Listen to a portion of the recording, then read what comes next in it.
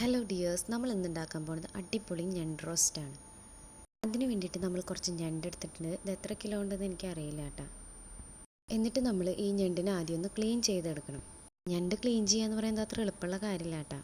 അപ്പോൾ നമ്മൾ ഞണ്ട് ക്ലീൻ ചെയ്തെടുത്തിട്ടുണ്ട്. അതിന് ശേഷം ഒരു പാത്രം അടുപ്പത്തേക്ക് വെച്ചിട്ട് അത് ചൂടാവുമ്പോൾ എണ്ണ ഒഴിക്കണം. ആ ഭാഗം ഞാൻ എടുക്കാൻ വിട്ടുപോയിട്ടാണ്. എണ്ണ ചൂടായി കഴിയുമ്പോൾ അതിലേക്ക് ഇഞ്ചി വെളുത്തുള്ളി പേസ്റ്റ് ഇടണം. ഇഞ്ചി വെളുത്തുള്ളി പേസ്റ്റ് നല്ല ബ്രൗൺ കളറാവുന്ന വരെ അത് നമുക്ക് ഇളക്കിക്കൊണ്ടിരിക്കാം. അത് ഏകദേശം ഒരു ബ്രൗൺ കളറായി വരുമ്പോൾ അതിലേക്ക് നമുക്ക് അരിഞ്ഞു വെച്ചിട്ടുള്ള സവോള ഇടാം. കഴിക്കാൻ കുറച്ച് ബുദ്ധിമുട്ടാണെങ്കിലും ഭയങ്കര ടേസ്റ്റുള്ളതാണ് ഞണ്ട് കറി. ഹസ്ബൻഡാണ് കേട്ടോ എനിക്ക് ഞണ്ട് കറി ഉണ്ടാക്കാൻ പഠിപ്പിച്ചു തന്നത്. അപ്പോൾ നമുക്ക് കാര്യത്തിലോട്ട് വരാം. അപ്പോൾ സവോള ഇട്ടതിന് ശേഷം അത് നന്നായി ഇളക്കി കൊടുക്കുക. സവോള നന്നായി വഴണ്ട് വരുന്നത് വരെ ഇളക്കി കൊടുക്കണം കേട്ടോ. സവോള നന്നായി വഴണ്ട് വരുന്നതിനായിട്ട് അതിലേക്ക് നമുക്ക് കുറച്ച് ഉപ്പിട്ട് കൊടുക്കാം കേട്ടോ. കുറച്ച് നേരം കഴിഞ്ഞപ്പോൾ സവോള നന്നായിട്ട് വഴണ്ട് വന്ന് തുടങ്ങിയിട്ടുണ്ട്. അത് നമുക്ക് നന്നായി ഇളക്കി കൊടുക്കാം. ഇല്ലെങ്കിൽ ചിലപ്പോൾ അത് അടിയിൽ പിടിക്കാനായിട്ട് സാധ്യതയുണ്ട്. അതുകൊണ്ട് നന്നായി ഇളക്കി കൊടുക്കാം. സവോള നന്നായി വഴണ്ട് കിട്ടാനായിട്ട് നമുക്ക് എന്ത് ചെയ്യാന്ന് വെച്ചാൽ മൂടി വെച്ച് വേവിച്ച് കഴിഞ്ഞാൽ അത് എളുപ്പത്തിൽ വഴണ്ട് കിട്ടും കേട്ടോ. സവോള ഒന്ന് വഴണ്ട് കഴിഞ്ഞാൽ പിന്നെ മീഡിയം ഫ്ലെയിമിലിടുന്നതാണ് നല്ലത്. അല്ലെങ്കിൽ പെട്ടെന്ന് അടിഭാഗം കരിഞ്ഞു പോകാനായിട്ട് ചാൻസ് ഉണ്ട് കേട്ടോ. ഇപ്പോൾ സവോള ഏകദേശം വഴണ്ട് വന്നിട്ടുണ്ട്. നമുക്ക് ഇനി അതിലേക്ക് കുറച്ച് വേപ്പിൻ്റെ ഇല ഇടാം. അതിനുശേഷം നമുക്ക് അതിലേക്ക് മസാലകൾ ഇട്ട് കൊടുക്കാം കേട്ടോ. ആദ്യം നമുക്ക് ഒരു 1/2 ടീസ്പൂൺ മഞ്ഞൾപ്പൊടി ഇട്ട് കൊടുക്കാം. അതിനുശേഷം 2 ടീസ്പൂൺ മല്ലിപ്പൊടി ഇട്ട് കൊടുക്കാം.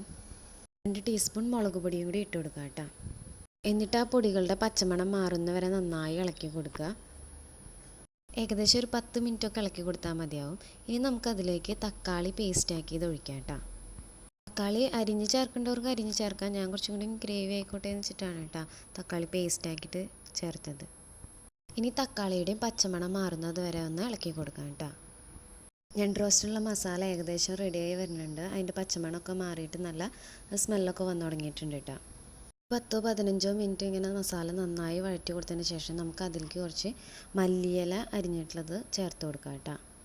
എന്നിട്ട് വീണ്ടും അത് നന്നായി ഇളക്കി കൊടുക്കാം. എന്നിട്ട് അതിലേക്ക് നമുക്ക് കുറച്ച് ഗരം മസാലപ്പൊടി ചേർത്ത് കൊടുക്കാം. ഏകദേശം ഒരു സ്പൂണോളം ഗരം മസാലയുടെ പൗഡർ ചേർത്ത് കൊടുക്കുക. എന്നിട്ട് വീണ്ടും നന്നായി ഇളക്കി കൊടുക്കുക. ഇപ്പോൾ ഞണ്ട് റോസ്റ്റിനുള്ള മസാല റെഡി ആയിട്ടുണ്ട്. ഇനി അതിലേക്ക് നമുക്ക് ക്ലീൻ ചെയ്ത് വെച്ചിട്ടുള്ള ഞണ്ട് ഇട്ട് കൊടുക്കാം. ഞണ്ട് ഇട്ടതിന് ശേഷം വീണ്ടും നന്നായി ഇളക്കി കൊടുക്കുക. എല്ലായിടത്തേക്കും മസാല പിടിക്കുന്ന രീതിയിൽ ഇളക്കി കൊടുക്കുക. ഇളക്കാൻ ഭയങ്കര ബുദ്ധിമുട്ടാണ് കേട്ടോ. എന്നാലും നമ്മൾ നല്ലോണം പരമാവധി ഇളക്കി കൊടുക്കുക. ഞണ്ട് നന്നായി വെന്തില്ല എന്നുണ്ടെങ്കിൽ അതിൻ്റെ ഉള്ളിൽ നിന്ന് മാംസം കിട്ടാനായിട്ട് ഭയങ്കര ബുദ്ധിമുട്ടായിരിക്കും കേട്ടോ. അതുകൊണ്ട് ഞണ്ട് വേവാനായിട്ട് എല്ലാവരും ശ്രദ്ധിക്കണം. അപ്പം ഞണ്ട് വേവുന്നതിന് വേണ്ടിയിട്ട് നമുക്ക് അതിലേക്ക് കുറച്ച് വെള്ളം ഒഴിച്ചു കൊടുക്കാം.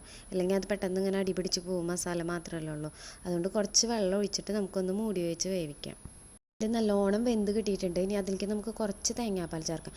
അത് ഓപ്ഷനിലാണ്, ഇഷ്ടമുണ്ടെങ്കിൽ ചേർത്താൽ മതി. അതും കൂടി ചേർത്ത് ഇളക്കി കൊടുത്തു കഴിഞ്ഞാൽ നല്ല ടേസ്റ്റുള്ള ഞണ്ട് റോസ്റ്റ് റെഡിയായി.